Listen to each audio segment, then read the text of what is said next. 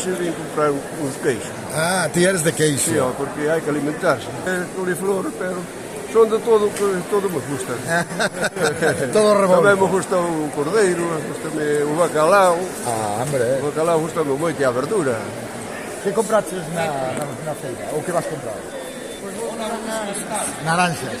Estamos no tempo delas. Comprei lechuga e colliflores. Moi ben, Maruja. Moitas Venga, gracias. igualmente. Hasta logo.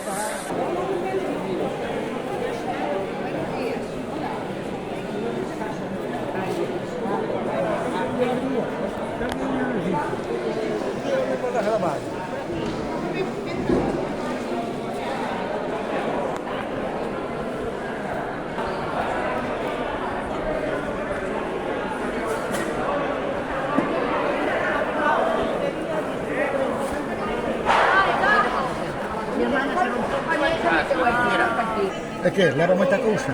Pois mira, vai o meu marido levar o coche.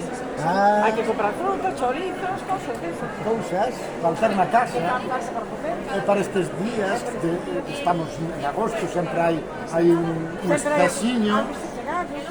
Moi ben, moi ben. Pois a disfrutar da feira. Igualmente, gracias. Ata lo Hala, lunes, pasalo ben. Canta sentido.